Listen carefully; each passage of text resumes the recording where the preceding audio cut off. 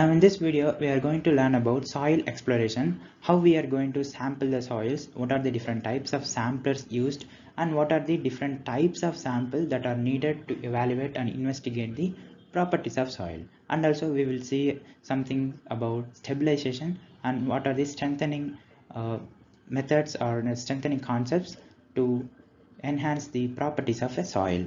Now let's get into it. The first question is, which of the following are used in stabilization of soil? Option A, fly ash, bitumen, asbestos dust, chrome lignin. So which of the following external agents or chemicals that can be used in the stabilization of soil? Stabilization means improving the properties so that we can use that soil as a subgrade of road or base course like that. So option A, B, D are correct. Fly ash, bitumen and chrome lignin can be used. Asbestos dust is not used as a stabilizing agent. So there are many different types of stabilization. One is mechanical stabilization. Mechanical stabilization is done by proper grading of soil, and after that compaction can be done. So by using well graded soil strata and compacting that soil so that void ratios is very less, that is VV, that is volume of voids is very less, then we can get a good compacted soil. So that compacted soil can be used in base course of roads. And another thing is chemical stabilization. So chemical stabilization, we use calcium chloride and sodium silicate. When we mix the soil with calcium chloride, we can use that mixed soil as a base and sub-base course for roads. And in case of deep soiling, we can use or we can mix sodium silicate into that poor soil, so that we can use as a deep soil, so below the ground level. And another thing is lime stabilization. In lime stabilization, we are using calcium hydroxide so that we can use that stabilized soil in subgrades, and it is similar to a soil cement. Lime stabilized soil is similar to soil cement. And another thing is bitumen stabilization. So by using tar or by mixing tar, bitumen or emulsion to the poor soil, we can use that mixed or stabilized soil in subgrade or bases of roads. And another thing is grouting and injection. So by grouting or by filling the voids, we can mate the soil against liquefaction. So liquefaction means loss of shear strength due to vibration caused by some earthquake loads or something else, some horizontal loads. So we can prevent that by grouting cement or some external chemicals or like that. And another these three things are soil reinforcement.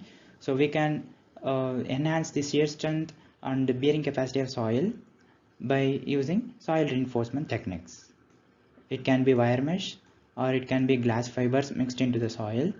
It can be a rubber or rubber waste or thermoplastics. These many things can be used to reinforce the soil so that normal load acting on the soil can be increased. And geotextile can be used for separation of soil, and also it can be used as reinforcement, filtration and drainage.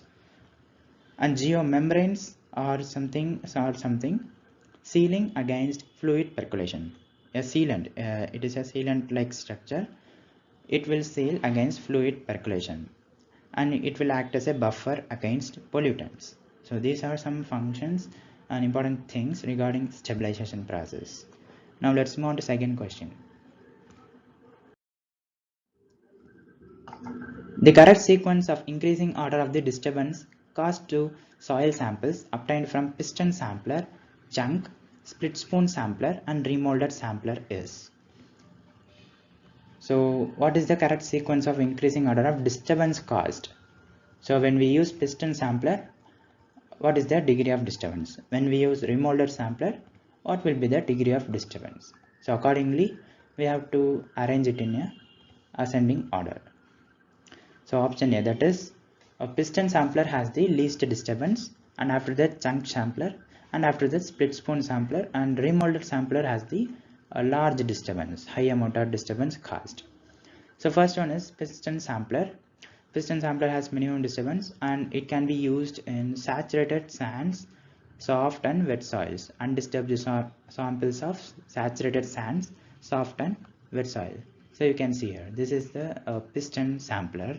So a piston is bored into a soil so that we can get the undisturbed soil samples of saturated sands, soft and wet soils. So next is rotary sampler. Rotary sample a double walled sampler, and it is used in firm to hard cohesive soils, especially in rocks. So if you want a sample of rock, we can use rotary sampler. And there is something called RQD, rock quality designation. And if for rock quality designation, we have to use more than 100 mm long core pieces, and the diameter of the sample shall be greater than 54 mm. So this is some criteria to determine rock quality index. And another thing is chunk samples. So chunk samples are something like open excavations. So this is a spatula. So this is a spatula. So by inserting that spatula, we can get the soil sample. And to get the soil sample intact, there should be a cohesion present in it. So that means we cannot chunk a sample of cohesionless soil, or we can say sand. That soil should be C5 soil so that cohesion is present. Therefore sample chunked will be intact. And in order to take out the soil sample, we have to coat that with paraffin wax. Here you can see in this diagram. So here we have to coat inner side in the open-ended cylindrical box with paraffin wax so that the sample will be easily fetched out. And next one is split spoon sampler. So SPT, that is standard penetration test, uses split spoon sampler to sample out the soil. And SPT's split spoon sampler is thick walled, and generally a open driven sampler can be thick walled or thin walled, but for SPT split spoon sampler shall be thick walled. And thick walled sampler will give representative samples only, but thin walled sampler will give undisturbed samples. We will see what is a representative sample and undisturbed sample in the upcoming question. And there is something called spring core catcher. It will be fitted in the split spoon sampler in order to get sample of fine sands that is present in below the water table. So in order to get fine sands present inside the below the water table, we have to use spring core catcher along with split spoon sampler. And next one is Shelby tubes. So this is a Shelby tube, and it is used to fetch the undisturbed samples of clay. And next is the scraper bucket sampler, and this is used to fetch the sample of sandy deposit along with pebbles. And it is mainly used for cohesionless soil below water table. To collect the sample of cohesionless soil that is present below the water table, we can use scraper bucket sampler. So these many samplers are there with corresponding usage. So among these sampler, piston sampler has the least disturbance, so that we can get an undisturbed soil sample of saturated sand or soft and wet soils. And rotary remodeled sampler has the maximum disturbance. So now let's move on to third question. A soil sampler has following dimensions. Cutting edge. So this is the cutting edge and this is the sampling tube. So cutting edge has inside dia, that is D1, as 69 mm, and outside dia, that is D2, as 73 mm. And sampling tube has inside dia of this, that is D3, of 70 mm, and outside dia 72 mm. We have to calculate outside clearance and area ratio. So there are formulas to find area ratio, outside clearance, inside clearance. So we have to adopt that formula, use that formula to find the area ratio and outside clearance. Here in this question, option C is correct. C0, that is outside clearance, is 1.3889% and area ratio is 11.9303%. Now let's see how it is calculated. Area ratio is given as A2 minus A1 by A1. First let's check what is A1, A2, A3, A4. That is cutting it. First consider the cutting edge. Inside dia is D1 and outside dia is D2. And next see the sampling tube. Inside dia is D3 and outside is D4.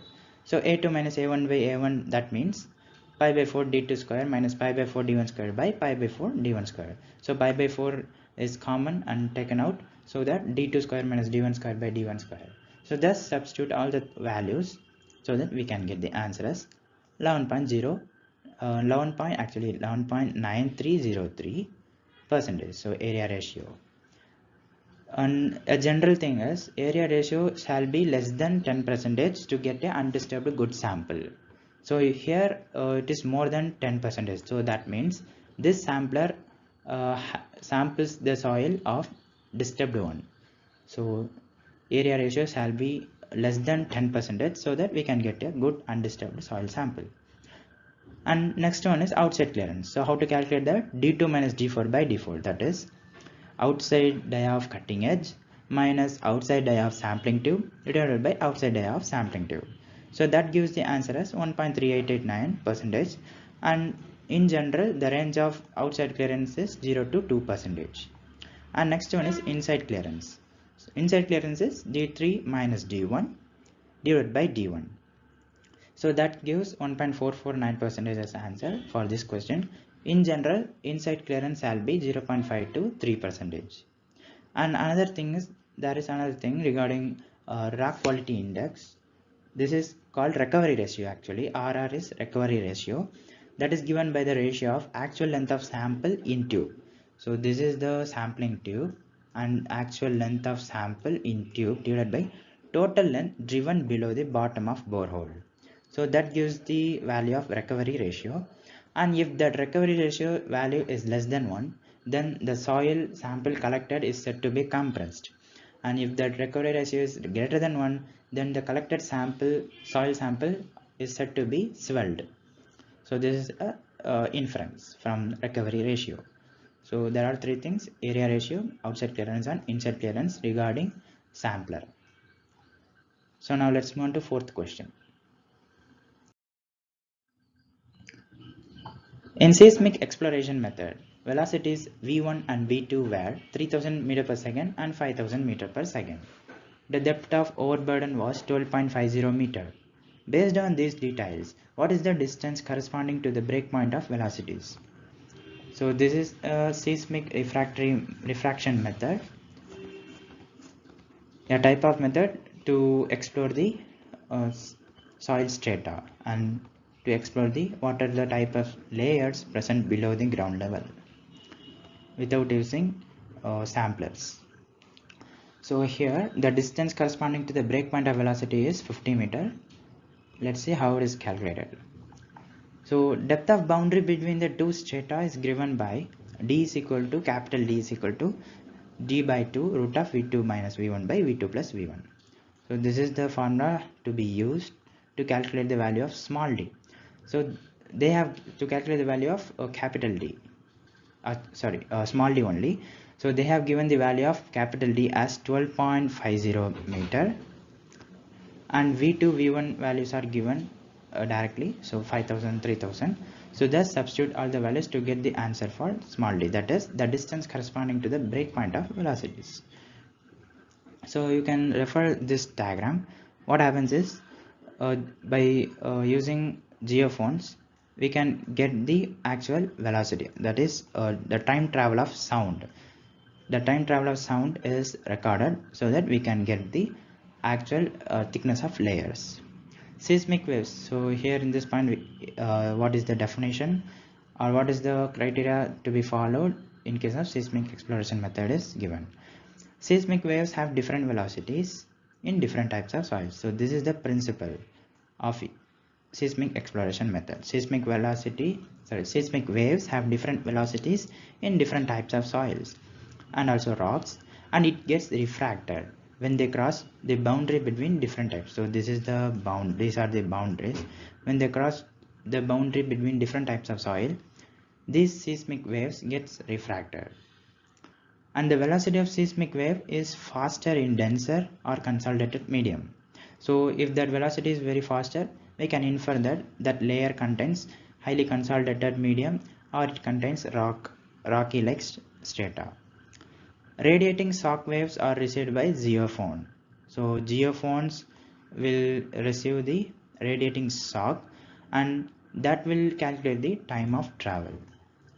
By using the time of travel, we can get the thickness of layer. There are three primary waves. One is direct, another one is reflected, and another one is refracted of seismic waves. So these are the main points regarding seismic refraction method. Other methods of exploration are electrical resistivity method, sounding method, and penetrative test, like CPT, that is cone penetration test, Dutch cone penetration test, SPT, like that. So these many tests can be used to explore the soil strata and its layers. Now let's move on to a fifth question. Which one of the following tests can be carried out at the construction site to determine the dynamic elastic properties? Block vibration test, Dutch cone penetration test, SPT standard penetration test, wind shear test. So which of the following tests can be carried out to determine the dynamic elastic properties of soil? That means dynamic shear modulus and Poisson's ratio also. So standard block vibration test will be used to determine dynamic elastic properties. So this will be as per IS 5249. So this will be as per IS 5249. Dynamic elastic properties of soil can be determined using standard block vibration test. Now let's see what is static and dynamic CPT. Static cone penetration test, in that static cone, apex angle, that is this one, apex angle shall be 60 degree and end area shall be 10 centimeter square, and overall dia of the static cone will be 35.7 mm and penetration rate shall be 10 mm per second. That static cone shall be pushed by thrust only, not by driving. Just we are pushing that static cone by a thrust, by a force, but not by driving. It is not driven. And in case of dynamic cone penetration test, hammer blows will be given so that it will get penetrated. Here we are using 50 mm dia cone, or in case of if we use bentonite slurry, we can use 65 mm diameter cone also. So these are some criteria regarding cone penetration test. Now let's move on to sixth question. So before moving to sixth question, let's see the diagram. This is a typical cone penetration test. So here you can see the cone. We have already seen what is apex angle, what is end area, what is overall dia and penetration value, like that. So now let's move on to sixth question. Which of the following statements are correct regarding SPT? Casing should be driven up to the level where SPT is conducted. Casing should not be driven up to the level where SPT is conducted. Water level in the borehole to be maintained at a level slightly higher than ground level, or option D, lower than ground level. So two options are correct. What are the correct options or the correct statements regarding standard penetration test? B and C are correct. Casing should not be driven up to the level where SPT is conducted, and water level should be higher than groundwater level. When testing below the water table, care must be taken to ensure that water does not enter from the bottom of the borehole. So water should not enter from the bottom of the borehole. So that's why water level in the borehole should be equal to or higher than groundwater level. So this is the reason behind option C. And option B is casing should not be driven up to the level where SPT is conducted. So should not be driven up to the level where SPT is conducted. It should be below that. So now let's move on to seventh question.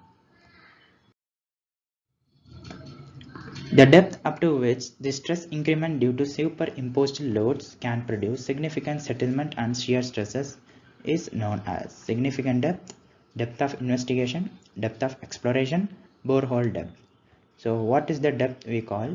When the depth up to which the stress increment due to superimposed loads can produce significant settlement and shear stresses. There will be significant settlement and shear stress at that depth. So that depth is called as significant depth. Now let's see what are the some more things about subsurface exploration. There are some 3 stages in subsurface exploration. First one is reconnaissance, next is preliminary, next is finally detailed investigation will be done. And what is significant depth? The vertical stress up to 20% of load intensity. So here in this isobar or pressure bulb, we can get the get an idea what is 20% of load intensity. So sigma Z shall be 0.2 times Q. So Q is the UDL acting over the ground. So that will produce a stress of sigma Z. So 20% of load will give sigma Z, and that depth shall be called as significant depth. The depth of exploration always be greater than significant depth. So however, what is the depth of exploration we are getting into that? That will be, that depth shall be greater than significant depth. The depth of exploration extended up to the zone bounded by 10% pressure bulb for important structures. So we are not getting only up to 20%. We will extend that depth of exploration to 10% pressure bulb in case of important structures. And the depth of exploration shall be 2 times the width of square footing and 6 times the width of footing in case of strip footing. And in case of pile foundation, the depth of exploration shall be 1.5 times the width of pile group, and that will be below the tip. That will be measured below the tip. For example, this is a pile group. The depth of exploration shall be measured from the tip, that is 1.5 times width of pile group. And for friction piles, that measurement shall be from the lower third. So this is how we have to calculate the depth of exploration and the significant depth. Now let's move on to 8th question. Which of the following types of test require undisturbed soil sample? Density, coefficient of permeability, shear strength parameters, Atterbuck's limits. So what are the parameters that will be found only by using undisturbed soil sample?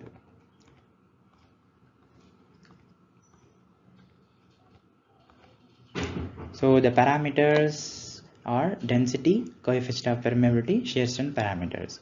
So these 3 will require undisturbed soil sample only. Let's see what is disturbed and undisturbed. Disturbed soil sample means the natural soil structure get modified or destroyed. In the disturbed sample, we have 2 things: representative sample and non-representative sample. In representative sample, mineral and water content remain unchanged. Only mineral content and water content remain unchanged, but natural soil structure will be modified. In case of non-representative sample, all the properties, all the water content, mineral content, everything will be modified. And what is undisturbed soil sample? Everything, soil structure, mineral content, water content, all the things remain preserved. So that undisturbed soil sample, for example, sample taken from piston sampler, that will be used to determine consolidation parameters, shear strength parameters, and permeability. Most of the engineering parameters that will be determined using undisturbed soil samples only. Split spoon sampler will give disturbed sample only, not undisturbed samples. Now let's move on to 9th question. Menard subsoil deformator is used to determine what? Strain characteristics, stress strain curve, stress deformation characteristics, load deflection curve. So what is the parameter, or what is determined using Menard subsoil deformator? So option C is correct. Stress deformation characteristics is determined using Menard subsoil deformator.